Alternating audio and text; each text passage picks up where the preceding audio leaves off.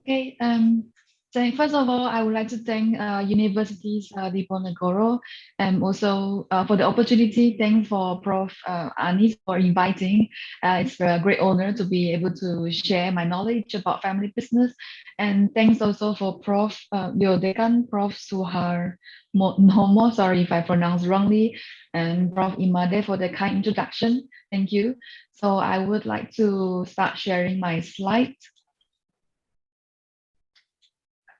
Okay. So as per the introduction by Dr. Prof. Imade, that family business is actually at the heart of everyone because in the current world, just like in Indonesia itself, according to research, more than 90% of the business are actually family business. So we look around us, like Lipo Group, Sinarmas Group, Saling Group, and our internet provider, multimedia MMC. And then there are lots of family business that a lot of conglomerates in Indonesia. They are actually family owned and family managed. And for example, like Lipo Group, I believe they are the in third generation, and as well as Saling Group, and other like MNC, I think they are in second generation.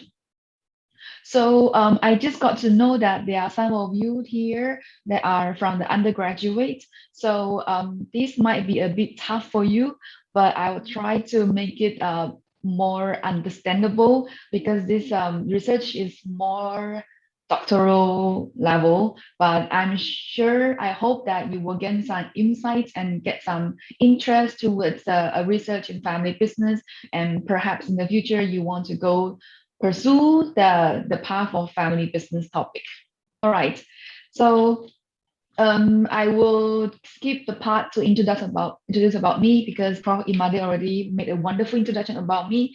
And so then I will just go through about defining the family business first. What exactly is family business? And about 30 years of research in family business and the future research avenues of family business from our Asian perspective. Because, why is it important to look at the family business research field from the Asian perspective? Because we Asia, no need to talk about Asia, just Indonesia itself, it's so rich of cultural, ethnics, religion, and all that. It's so rich, and those research that are done by the Western countries, a lot of them may still not capturing the richness that we have in Asia. So I feel that for sure we still have a lot of rooms to improve in terms of research and add-on research from the data in Asia. So I will skip this part. And so defining the family business. The topic about family business, the initial definitions, they went through the easiest one, that is by observing that the family own the business. Okay. Um, but by ownership and control as a definition, it's a difficult thing. I put the design here is because if you only use ownership to define that business is a family business, then how many percent you categorize that, and ownership is enough to categorize it as a family business? 10%, 30%, 60%. So because of that, then it came up with a lot of incongruent research finding, because some of the researchers says so long as the family owns at least 10%, it's categorized as family business. And then there are some says, oh no, it must be minimum 60%. Right. So although ownership is one of the criteria sort of to define a family business, it should not be the only one. So as the research move on to in the 1980s, then they look into the management. Okay, so aside from the ownership, they see if there is family members that are actually sitting in the board of directors or being in the as a chairman, then they categorize it as a family business. Why? Because in the US or in the Europe, they have more established database. So from the database, they used to run statistics. So how they, for example, they want to look into financial performance of family firms. What they did was they take the database and then they look through the ownership last name matching with the last name of the directors. So if it match, that means the family owns the business and manage the business. Then they categorize it as a family business, right? So that is ownership plus management. But that is also an issue because then sometimes it can be a family firm, but although the family member is not the director, maybe he or she is in other roles, right? For example, maybe they have a professional management, so they have a non-family member who is the in the management, right? But still, it's a family business. And then last one, as they move on with the research and later on, then they look into, of course, from the 60s as well.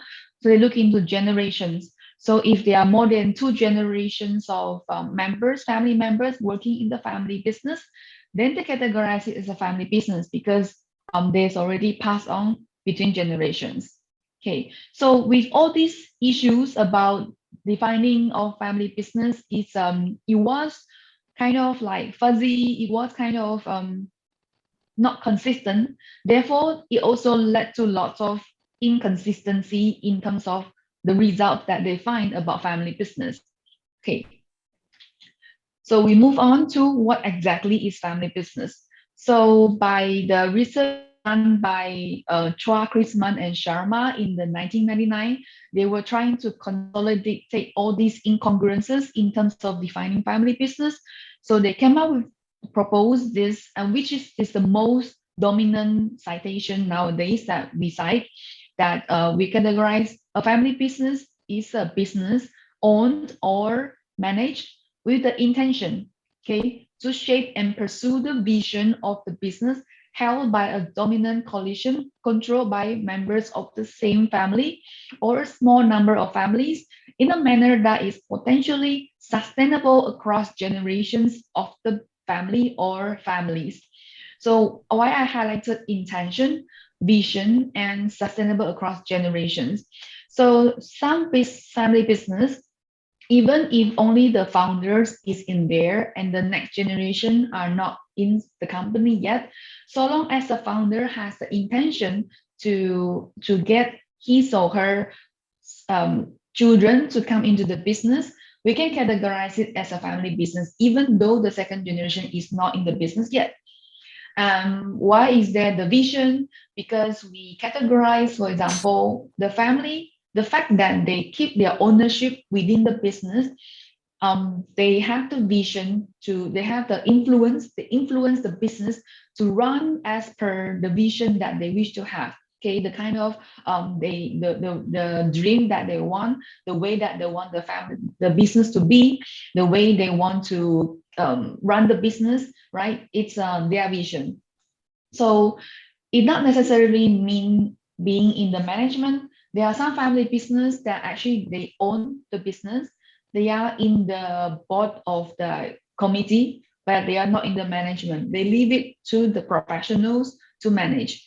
But still, they influence the business to run accordingly to their vision. So we still categorize it as a family business. Okay, so that is the part about the fuzziness about defining a family business.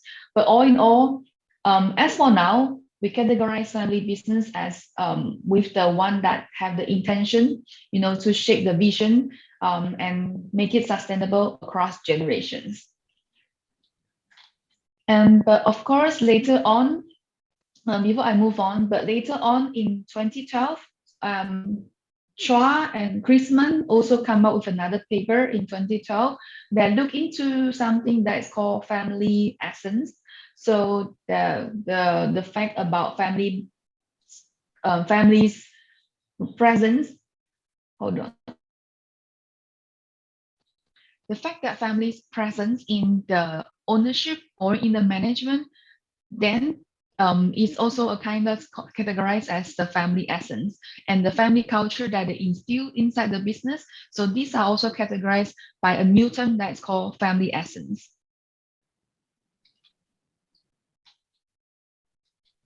Okay. So moving on, about 30 years of research in family business. Why it's called, if we look at the first slide, there were some definitions about family business that started in the 1960s, but actually the proper research on family business actually appearing on journal publications that really reputable journals only started in the 1990s, around 1990s. So 1990s, 2010, 2020 now. So it's about 30 years now. Whereas in terms of so family business is still considered to be a very young field in terms of comparing to the management. The management such as the management research such as the Academy of Management Journal, Strategic Management Journal, they have started way earlier in the 1950s. So they have like over 50 or 60 years of track records in publishing. However, for the family business field, we only started in the 1990s. So in terms of management, I think that they just overlook the part about family because look at our world. 90% of the businesses around the world are actually family business, and they employ the most. They provide the most opportunities, job opportunities, and employments, and sustain the economy around the world.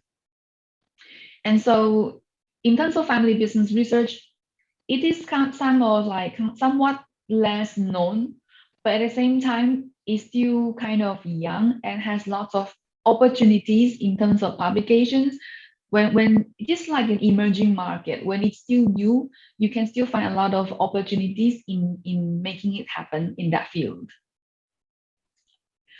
So in terms of the 30 years of research in family business, because it's young, so we tend to not have our own theory. So we are usually being criticized by borrowed theories. So in fact, yes, family business itself, we do not have our own theory. There's one, but I will explain about later. But we usually like to rely on the management side of the theory.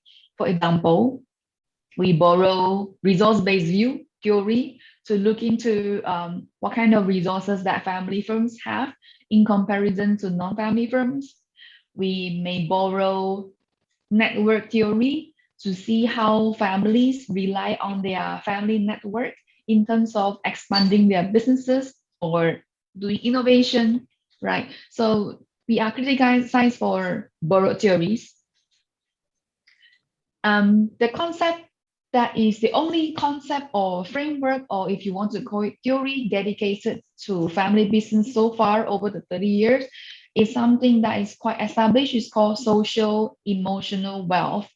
So social emotional wealth is a concept or theory that is developed by Barone and Gomez Mejia back in the 2012 and earlier than that, I think. So they propose this something that is called social emotional wealth, means that it's not something tangible.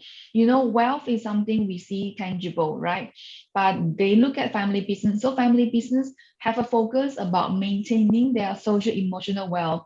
So social emotional wealth is like the kind of like the attachment that they have towards their business and the name that they have, right? So a lot of the research on family business look into the part where family businesses sometimes they are willing to forego immediate profit.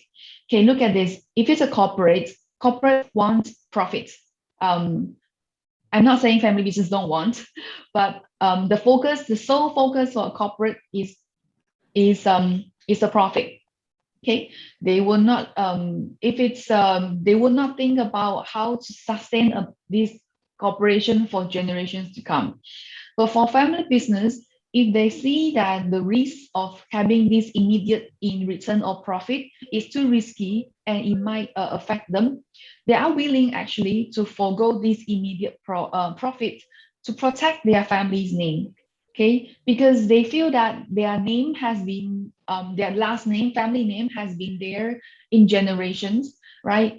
And they're emotionally attached. They don't want to lose it, so they are willing to to forego some immediate things or immediate profits to make sure that they keep their family business name, right?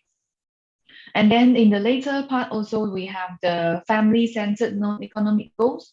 So they look into how family businesses, in comparison to corporates, they they tend to they tend to sort of like they may not be only focusing on the profits. Okay, so they maybe are willing to do, for example, in the farms, right? They are willing to have an output that's just enough for the family to live, but they are not looking into expanding to export to make it a big business, but they want to. Okay. All right. Sorry, a bit disturbance. Yeah. Okay, no problem. Yeah, please, you can proceed. Thank you. Okay, thank you. So the 30 years of research at the moment on family business, unfortunately, is dominated by scholars from the West, the US scholars from Canada, from Italy, from UK, from Germany, Sweden, and Switzerland. And my PhD supervisor, Professor Alfredo Di Masis, he is also one of the top scholars in family business, and he represents Italy and UK. I will show you the statistics later. So if you are going to do research in family business in the future, you have to know the top journals that are focusing on family business research are Family Business Review, Journal of Family Business Strategy, and Journal of Family Business Management. So as a family business scholar, whenever I want to look for research on family business, I usually focus on these journals. And there are some other top journals that are also publishing on research in family business, such as Academy of Management. Academy of Management is the journal for the management field. So in the last, I think, 5 years, they are starting also to publish research about family business. And then there's the Entrepreneurship Theory and Practice is also one of the top journals that they also publish about family business, Journal of Small Business Economics, Journal of Business Venturing, Strategy Entrepreneurship Journal, Small Business Economic, and Journal of Small Business Management. So if you are looking to go into the field of family business research, these are the journals that you should look in. Okay. And let's look into the most productive authors in the last 30 years. So we have Frank Kellerman from North Carolina in the US. He represents the US and Germany. Strachan from the US. Chrisman is the one that came up with the definition of family business back in 1999. He represents in the he's a US, 2 university affiliations. And then there is my PhD supervisor, Alfredo Masis. He represents Italy and UK. And then you can see the rest, Craig, US. Craig was originally from Australia and he moved over to US. Miller, Chua, he represents Canada. So Chua and Chrisman are the ones that came up with the definition about family business, about the intention, the vision, and sustainable across generations in 1999. So Chua, family business, the godfather kind of role. and Basco from UAE, but he's like only one person from UAE. My internet connection is unstable. Okay. And then there's what can US. So Sweden, US. Look at us. Where are we? Where are we Asians? It's such a shame, right? So we should be more productive and we should beat this bullet. Okay. And moving on. Anyway, so when you read journal papers in family business, you will see a lot of these names because they just publish a lot in family business. And then the most productive countries in these three journals that are focused on family business, you can see US, Germany, Canada, Spain, Italy, Australia. Most of them are European countries in the top 10. You see the top 10 are all European countries. And then moving down to 14, we have then China, there's Malaysia, there's Taiwan, but where is Indonesia, right? We should keep up with the space. Oh, by the way, I saw in the chat box. Yes, if you have questions that you would like to stop me and you want to discuss, you may do so in the chat box, or you can unmute yourself to stop me and we can discuss. Or we can leave it at the Q&A session. I'll be happy to have some interactions with you. Okay. Dr. Feranita, you can finish your presentation first, and then if some audience wants to say it directly to you, they can do it after the presentation. Okay. Thank you. Okay, thank you. And then, by the way, I think it was quite surprising that I didn't see Singapore in there. I think most of the Singaporean scholars, after they have gained their name, they run off to the European countries. Okay, so these are the topics that have been on family business. And you can see the yellow ones are the maybe more kind of recent. But we look into this might be a bit blurry for you, but I will try to look into it. So we have what stewardship theory, financial performance, family ownership, family dynamics, strategic planning, succession planning, strategy, board of directors, succession, okay, entrepreneurship in family business, social capital, what are these?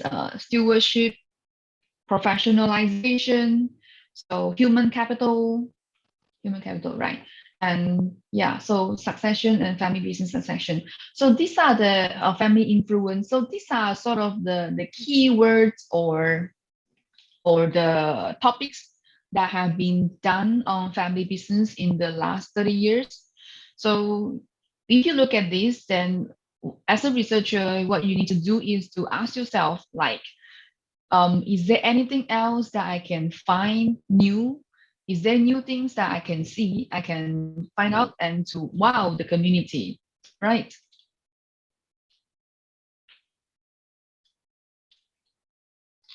And moving on. So we have seen a lot of this.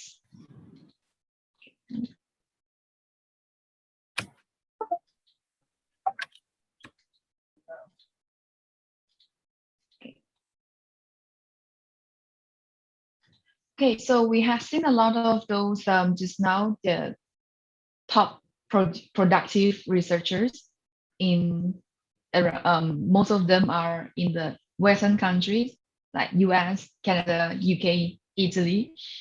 What about Asia? Actually, us in Indonesia. Well, I'm originally Indonesian, but I grew up in Taiwan, so I'm like half Indonesian. My friend always likes to joke that you are like the imported Indonesian. You hold the Indonesian passport, but you are like imported.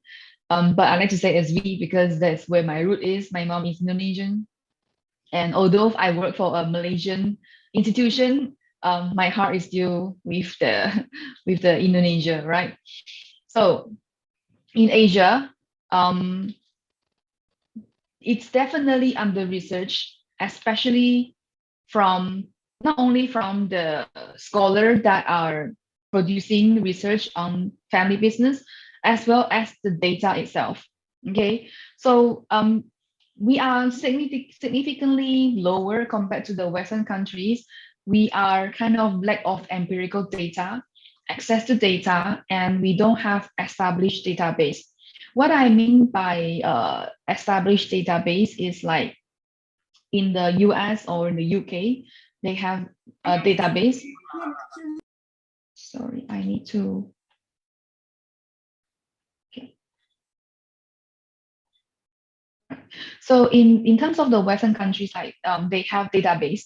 So all the business registrations are on database where you can buy the database for an amount of money. So you buy the database, and what they do is they look into the ownership and they look into the management. So if the director's last name is the same as the last name of the owner owning share, then they categorize it as a family business. But I guess that kind of, first of all, such database does not exist in lots of the Asian countries. Second of all, by doing this last name thing, I don't think it would work also in terms of in the context of Indonesia, because we don't follow like the Western world, like the US, where your last name will be putting as your father's last name, right? So I think in Indonesia it depends on your religion. You can have your last name can be different. It does not necessarily would be your father's last name. And then also there's some like I think Catholics they will have another last middle name, so it can be fuzzy for us to actually look into the last name to try to identify it as a family business. And then the access to data is can be difficult in Asia. Um, Asian families they tend to be more low profile. They don't like to be in the spotlight. So when you want to look for a family business, the Asian family business, to say that, can I interview you? I want to like research on family business. They are tend to be more cautious unless you really, really try to like persuade them like this will be anonymous. I will hide your name. I will not tell your company name. I will only like I will use a fake company name. So um, that is the thing. If the family business in Asia, they tend to be a bit more reserved. They're not willing to share, and also they are also more conservative in the sense they are afraid to share too much about themselves. Then there is the quality versus quantity. Okay, in Asia, um, in academics, right, we are under, especially academics, we are in the pressure to publish. Okay, so we have the dilemma of doing a proper research that is published in top journal. Publishing in top journal takes you probably 3 to 4 years to actually get that paper published. And you need to have very, very rigor data set and very, very rigor kind of data analysis and all that. And then you go through very tough rounds of review R&R with the journal. Then in comparison to where we just publish on Scopus, it will be faster publications. So I would, for example, like the R&D management that I just got published, it got accepted. It was based on a program from 2014 to 2018. So it was a longitudinal data of 4 years. We have been working on that piece of research from 2017 to 2019. So in 2 years of the time, we were following the program, writing the research, and then we got rejected by 2 other journals. And then before we go into R&D management, by the way, R&D is Q1 in Scopus and ABS 3-star in ABS journal ranking guide. So before that, we sent to Journal of Business Research, same level as R&D management, and we got rejected after second round of review. So imagine that, how painful was that? So we had to try again to R&D management. So while in the university as lecturers, our KPI is based on publications. So I can't say that I'm working on this big project that would take 2 to 3 years to be published. But in the university, they will look at me as you're not published, you're not productive. So we in Asia, we have this dilemma of having the quicker publication or wait for the big hits. While the package in the UK is different. In package in the UK is like, for example, they give you 3 years probation. So within these 3 years, you can publish, let's say, 2 top journals or 3 middle-range journals. So they are not saying that, oh, in 1 year you must publish 5 or 10 papers. So that is a different kind of measurement. So that therefore in Asia, then for us, it's like better we go for the quicker publication. Okay. And then looking into the Asian context. So we have to think about our Asian context, right? So how are we different from the West? The West countries, the Western scholars have found out a lot of indicators or constructs, right? And then they use statistical analysis. But how about Asia, especially like us in Indonesia or Southeast Asia? How are we different from the Western countries where they have sampled on the Americans or Spanish or British, but we are definitely different from them in terms of value, in terms of culture, in terms of religion, right? In terms of our economic, even our history is different. If you look at family business in the Germany or in Europe, they have lots of those already 7 or even 8 generations. Those family businesses has established from the 1800s. They survived World War One, World War Two, and they are still going strong now after 7 or 8 generations of these families going through. But us in Asia, look at China, because they had the economic reform back in the 1960s. So all the businesses become state-owned enterprises. So there was no more family business. And then Southeast Asia, like us in Indonesia, Malaysia, Philippines, a lot of us, we were colonized by all these Western countries. And these colonizing Western countries, they came to our Southeast Asian countries, they take all our resources and they left us with nothing, right? So a lot of our family businesses currently in Asia, at most 3 generations, not too many, not too many not too many have the until like 5 generations. I think there was one in Philippines until 5th generation. But as far as I know, in Indonesia, mostly now is 2nd or 3rd generation. We can't find any businesses that is already like 7 generation or 8 generations, right? So in terms of history, also we are very different from the Western countries. So we need to our economy, right? So we really need to think the Asian context when we want to research on family business in Asia, and how we can contribute to the field of family business is through all these differences that we have in Asia. So I will go through some research avenues for future research if you are interested in family business.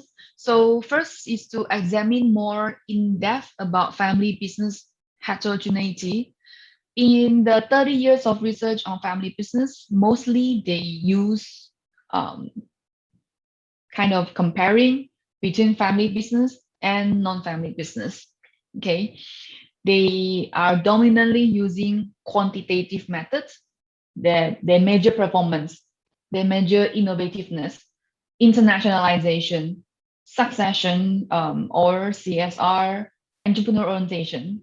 Okay, for example, they measure the performance. So they take the database from, let's say, stock exchange, and then maybe stock exchange, there are 2,000 companies, and then they take So perhaps there are 1,200 companies that are family firm, and then 800 are categorized as non-family firm.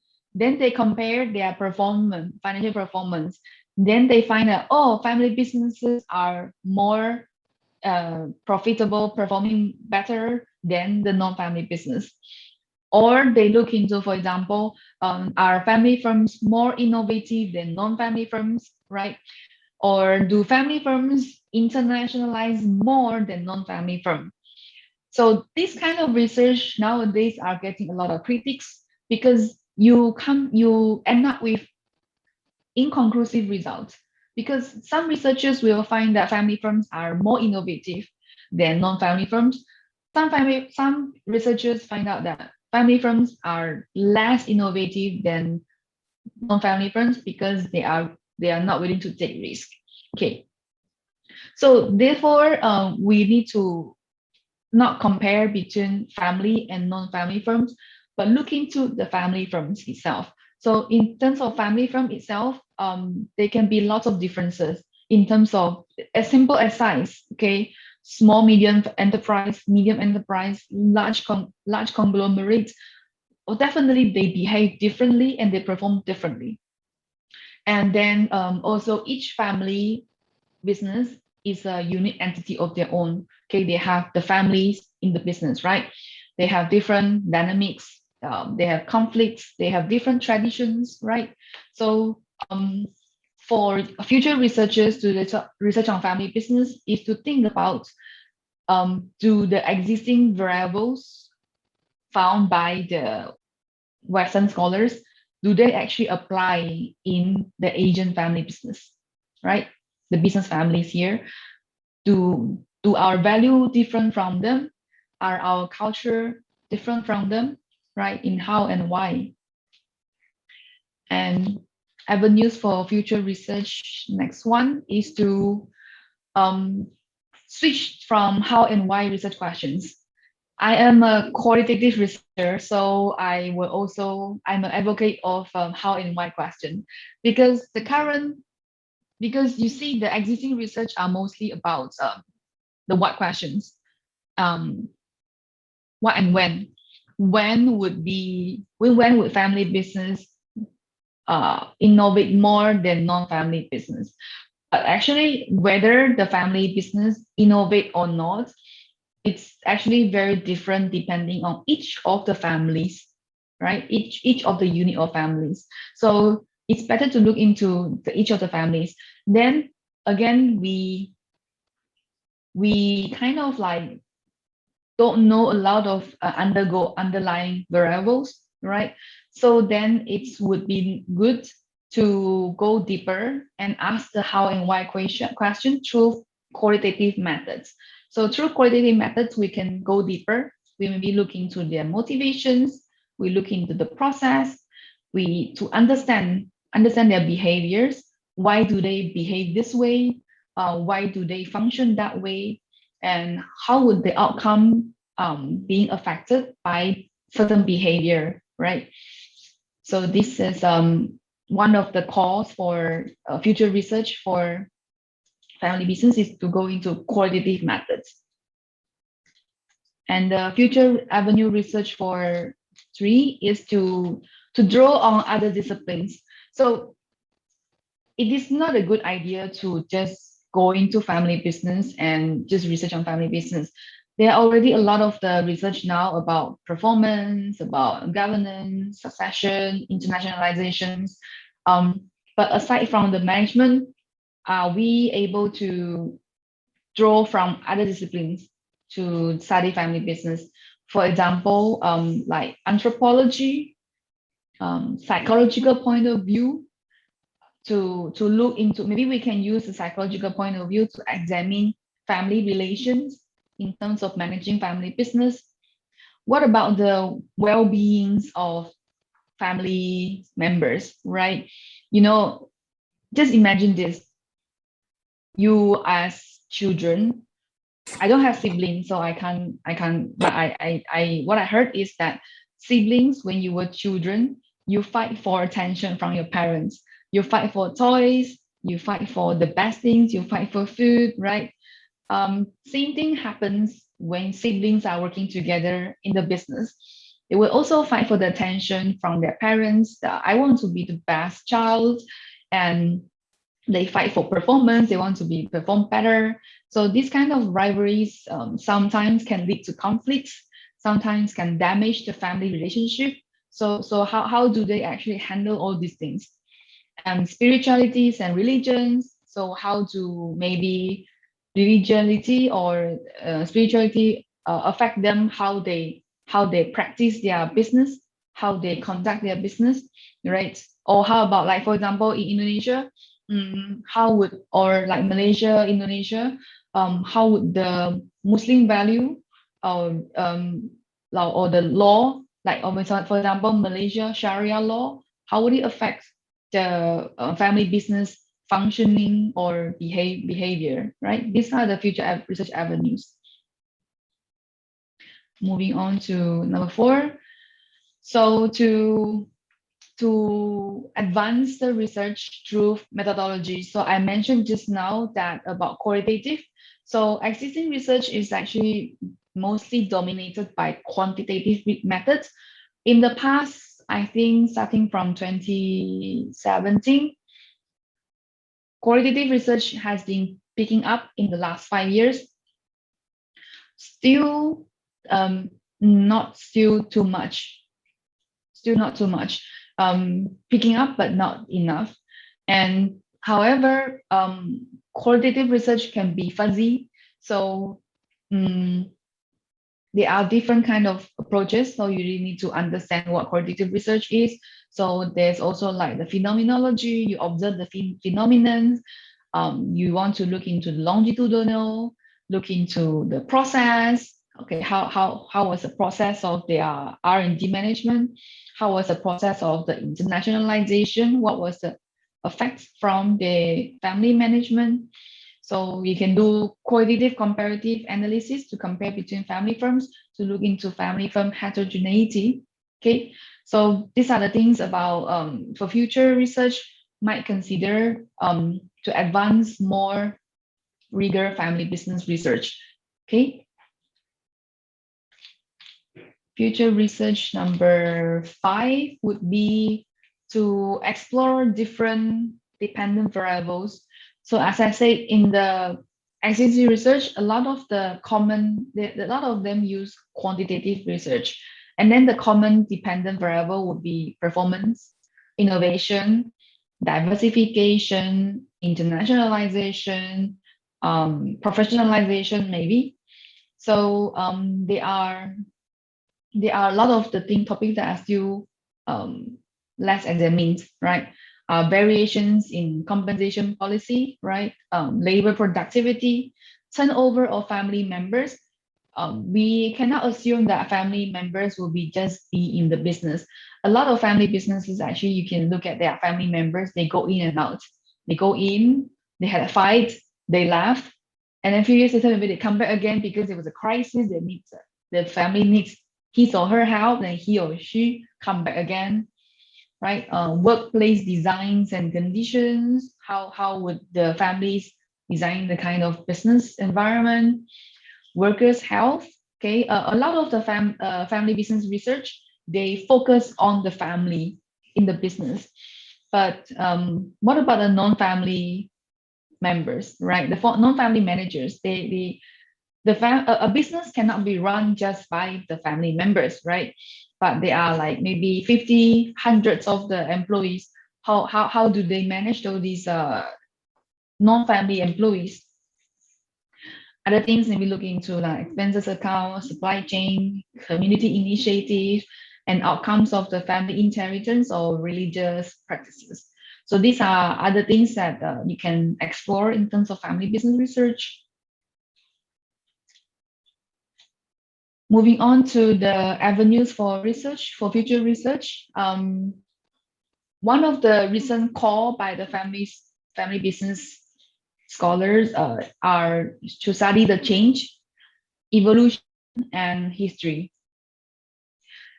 In terms of the change would be like when there is a change in generation, or there's a change between maybe era. For example, like Indonesia, we went through different changes in terms of economic environment, change of government, how this would actually affect how business families behave. Okay, the evolution of family firms. Also, we can look into the history. So, for example, if a family business has been there for already 3 generations, we would like to know the history. When we study the history, then we can look into more other insights and more deeper understanding of these family firms, not just comparing a business with a non-family business. If we study changes, how things were changed, um, how they change the management, or how they change the way uh, being managed, then we can understand why things are the way they are. Okay, why did they maybe why did they do the succession planning? Why did they change the director? Why did they choose to partner with this business? Or why did they choose to, for example, expand their business? So we can look also into why a firm is governed or conduct itself in a particular way. Why do they behave this way, right? So when we study the history of a business, let's say how they evolved from generation one, generation two to generation three, we then able to identify the patterns. Okay, is there any pattern? Did they change because of external environment, or is it because of internal environment? Okay, we look into why they make such decisions. Is there a pattern of, like, maybe, for example, we look at maybe the first generation, we found out that first generation are into building the company, building it and making it work. And then second generations are there to like help to expand the business, but not so risk taking. And then we look into the third generation, they might have a different thoughts about how the business to move on to the future. And then we look into so studying the change and history is very tough. It really needs a lot of data. So it's, as a qualitative researcher, you will have to have very in-depth going to the company. Hopefully they are willing to share with you their archival data, their history files. So what I did with one of my research was that I actually had to sit in the family business company. I visit them once a week, and I sit into their office, and then I have to log into the computer. I dig into their files and look at the history, look at the way how they do things and that. So it requires a lot of time in comparison to this is the difference between quantitative and qualitative. Quantitative, your pain is getting the respondents. Okay, so you have to maybe spend uh, how many months? Maybe 3 months to 6 months. Keep on sending emails and getting respondents from your sample.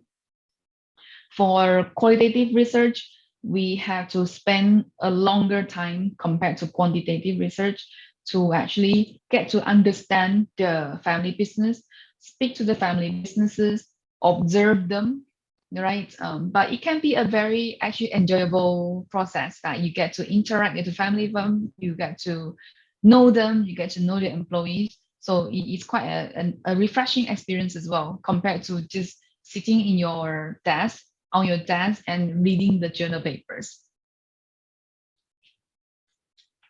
So I'll moving on to how about other research avenues in the future is like one of them is redefining the family business and redefining family. What exactly is family? Okay, so in the past, we have this in the past, couples tend to stay together longer. In the current era, and this is a phenomenon around the world, that divorces are going higher and higher. right? Divorce rate is going higher and higher. And there are lots of patchwork families. For example, um, both have divorced. I need to mute someone. Okay. So both the couple, they both have divorced and they have children from their previous marriage. And then they get married. And then they have children again from this marriage. Right. So how do we then define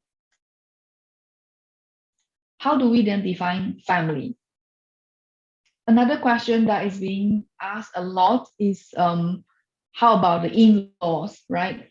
The son-in-law or daughter-in-law, are they being considered as family? How about cousins, right? And how about cousins from the previous marriage? So these are a lot of things that we need to the future research is to find out how to actually define a family and a family business. And the next one is about the role of women. Women has a difficult role. As a woman myself, you see, we women have a slightly disadvantage compared to men in terms of career progression, because then we have to go through, if you choose to have children, we go through 9 months of pregnancy and the sleepless nights for a year looking after the baby. And then of course, children are long term, right? You get to look after them for long term. So we kind of the time that we lose in the field can be a bit difficult to catch up.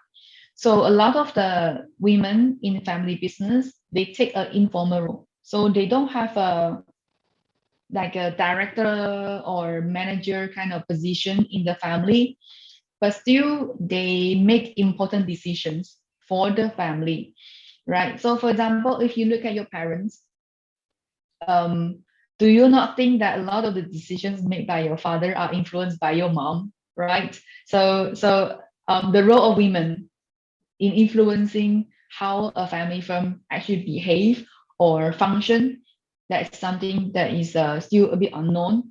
And also, if you look at women successors, um, different countries around the world are different.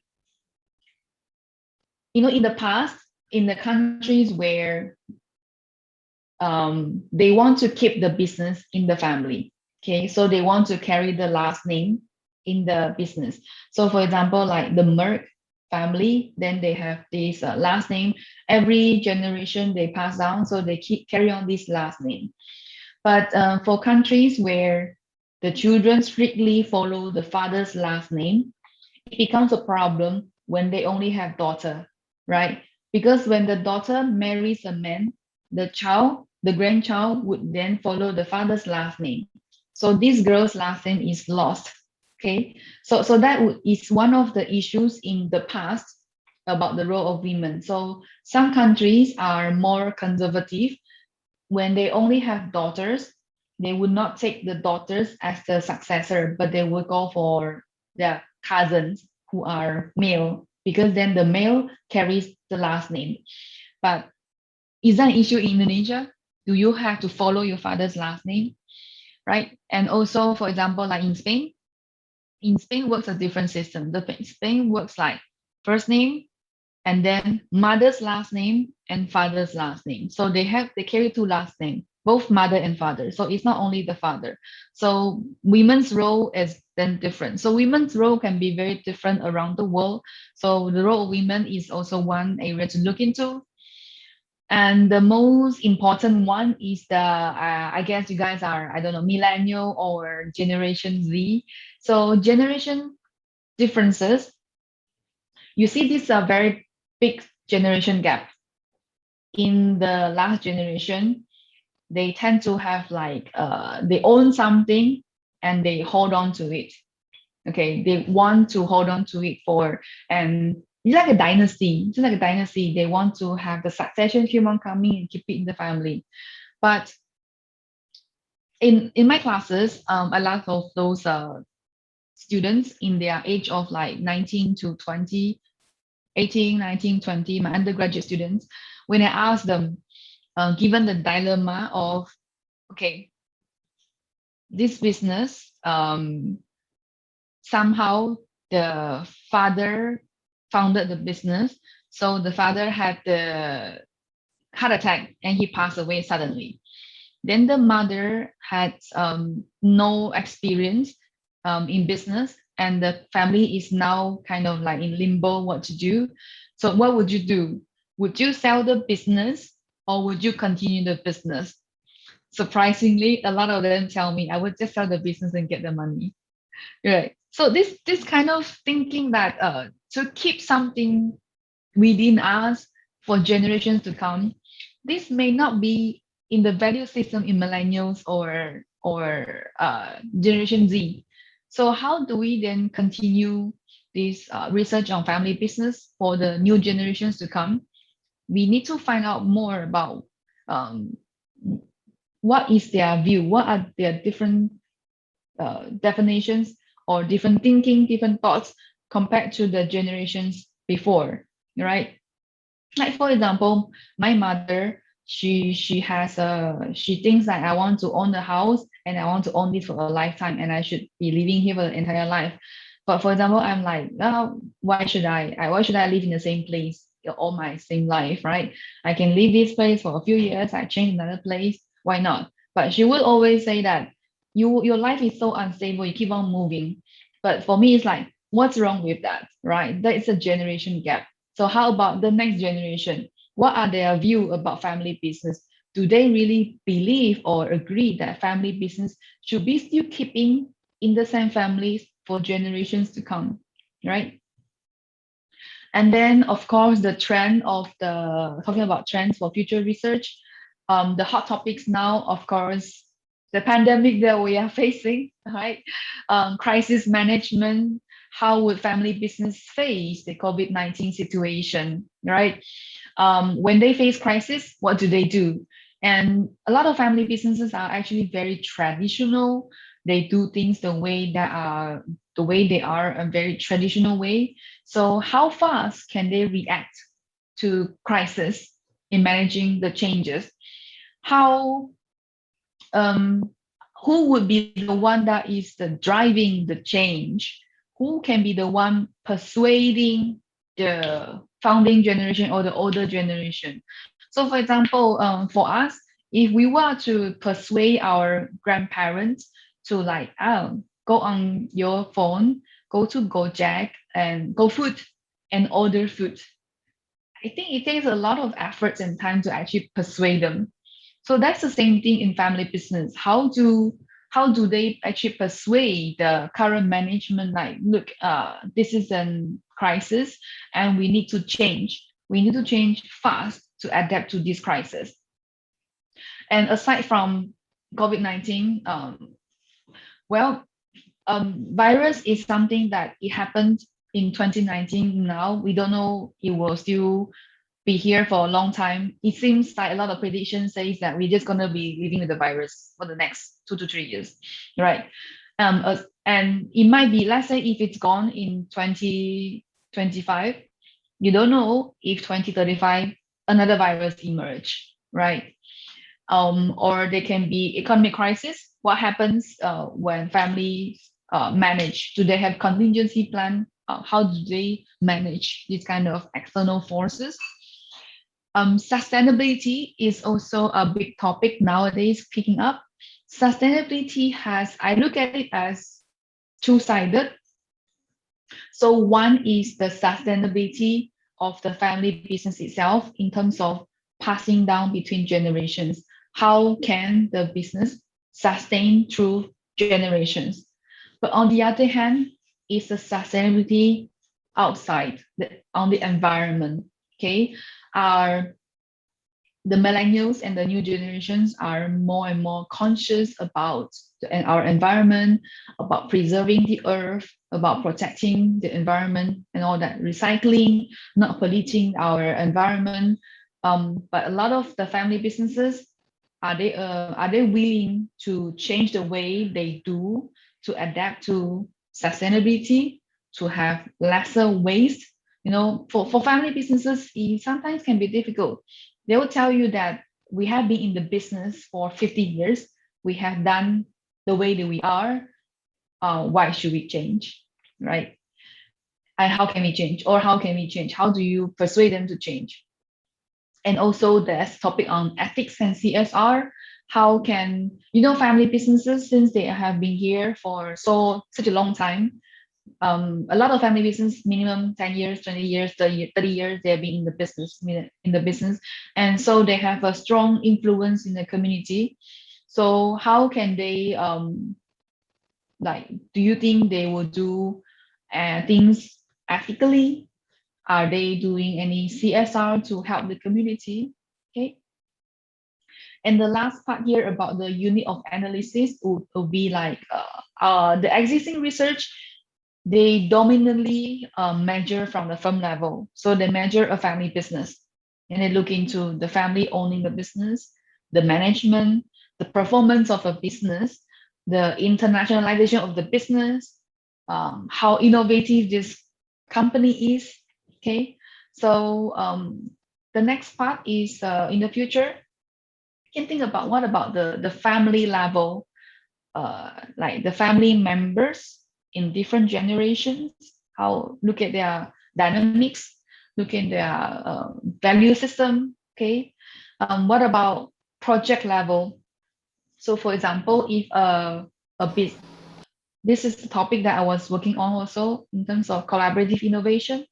So when a business is, let's say a family business is collaborating with another business. So this family business collaborating another business, they have some projects going on. Then can we measure this collaborative project that they're working on together, right? As a measurement. How about multi-level analysis, right? We can do um, different level of analysis, the family from different generations, the company itself, the management, the partnering company, the projects that they're working on, or maybe the community, we measure the community, their suppliers, the stakeholders. So these are the unit of analysis that we can look into in the future. So honestly, there are still so much more that can be researched in the field of family business. Okay, I hope you are still awake. So I think this should be the last part of my slide. So I think I prepared this thinking that most of you should be PhD students. But if you are in a master degree or you are bachelor degree and you are thinking to pursue you should pursue a PhD degree in the future, this is my advice to you. First of all, is to read a lot, a lot, really a lot. Okay, you need to read at least 30 papers per week, right? I had my PhD student Lala is here, so she knows I'm always, yeah, read this, read that, to do a lot of reading. Okay. But as you read a lot, you also need to have a database to keep track of what you have read. And when you read, you also need to think what you have read, what you think about them, what you have read. Perform some critical thinkings when you read. So when you read, you can ask yourself, we Asians are trained to agree with things, because this is our culture. We are, okay, nurut, right? But as a scholar, you should always have critical thinking. Always try to, I'm not saying to criticize, but kind of like, no, it doesn't make sense to me. No, it doesn't apply in our context. No, this is BS. You need to have this kind of thinking. So you need to, but of course, when you write, you can't just say that this doesn't make sense. You have to write in a very polite way, right? But you always have to, when you read, you cannot assume that things are the way they should be. But you need to always have critical thinking, like ask yourself, does this make sense to me? Does it apply in this context? Really? Is it really that way? Okay, so think. For PhD students, you need to publish literature review. Okay, why? Because your there are two ways of doing PhD thesis. One is the monograph, where you do chapter 1 to 7, whatever. And then, so your chapter 2 literature review is where you review all the existing research. Okay, so you review all the existing research, you know what is being studied, what has not been studied, and then your chapter 4 or 5 will finding and discuss this part, right? But if you do another one, that's how I did my PhD, that is paper-based research. So article-based. So my article 1 is a literature review paper, and article 2 and 3 would be collecting data based on the avenues that I have found in my literature review paper. So when I, as a PhD student, when I was a PhD student, when I have published already a paper, and then when I go for Viva, I have more credibility because my research has been recognized by the community, by the scientific community, okay? And they agree that the future research avenues that I propose is relevant and should be studied, okay? So that is the thing about publication. You really should publish during your PhD. There are two kinds of literature review. One is systematic literature review. Another one is called conceptual paper. I discussed this with my PhD student Lala. So the sense is systematic literature review takes a lot more hard work. It's hard work because you need to really be systematic, very rigor and all that. But it will give you more citation in the future. For conceptual paper, usually it's done by either you are already a big name, you are a professor in this field, you have done research in a lot of in many years in this research and people know your name. So then you can propose a new concept because you have the credibility, then you can propose.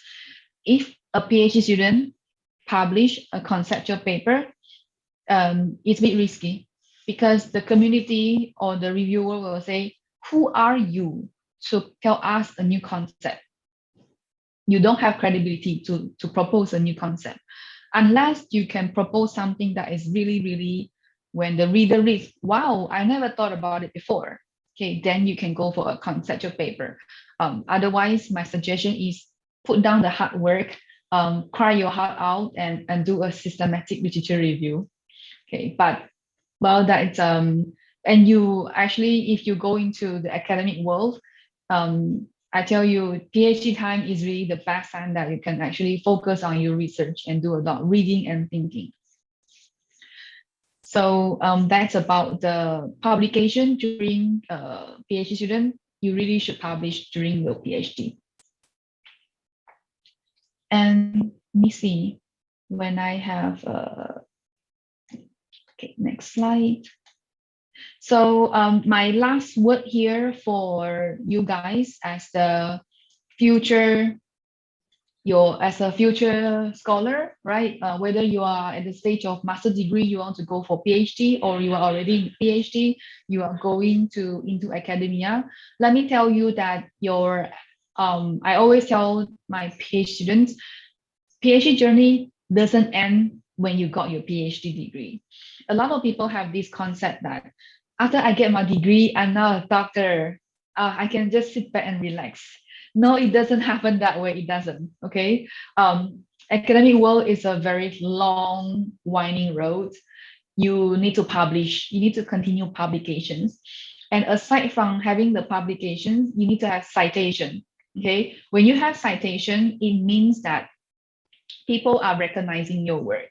Then you have your H index on the Scholar, on the Google Scholar or on Scopus, right? So you need to keep on publishing. And from your PhD time, you need to already think about what you want to be known for in the future. When people see your name, what you're known for. You're known for a qualitative scholar. You are known for talking about, let's say, internationalization of family business, right? You want to establish yourself in the field. In the past, I have some. So stay focused, okay? Stay focused in the research field. So establish yourself being well known in the field first, then you can expand into other field in collaborating with other scholars and research. But try to stay close to your research, okay, your field. Establish your name first for that, and then you can expand out. Um, I don't recommend doing for like publishing in computer science, in tourism management, in family business, and then in psychology. This kind of, you're not focused, and then people would not know you as who you are. So, for example, like if we do look at like resource-based view, oh, I know it's Barney. He's the one, the father of resource-based view. Okay, so and publish or perish is a thing in the family business, not families in the research field in the academia. So you really need to have you need to have continuous publication. It's in the KPI as well. Once you go into as a scholar, as a lecturer, as a professor in the field, you need to keep on publication. So you want to think long term, okay? Go for quality, not quantity. There was a list of if the ranking of countries that are publishing in predatory journal views list. Sadly, Malaysia and Indonesia are among top 10 or top 3. I saw that list, but I don't exactly remember. Predatory journal means that you pay to publish, or those journals that are able to just publish, but at the end of the day, we want to publish in good and reputable journals. Think long run for your reputation in the field. Okay, so that is my suggestion. Try to find a balance between quality paper and also meeting the need to publish. So for example, you may have a project that would take 2-3 years to realize the publication, but you also should have something that is really will be published um, within a year. So have a mixture of different projects between your publication pipeline. Okay, so I think that is I'm done with my presentation. These are the references if you want to read more about family business field. And so with that, I thank you for participating in this webinar. And we will go into the Q&A session. So I'll be happy to answer your question in the chat box and to have some discussion. I'll try my best to answer. And if I'll be happy if in the future you want to pursue research in family business, you may get in touch with me if you have ideas that you want to explore, or you want to, have collaborations. I'll be really happy to hear out and see how we can take your ideas forward to make it we need to make our Asian database more well known to the world. Okay, so I will unshare my slides and I will now look into the chat box. All right. Thank you very much, Dr. Vera. And now is the question and answer session. So such an impressive presentation, and we have seen family business everywhere around us. And Dr.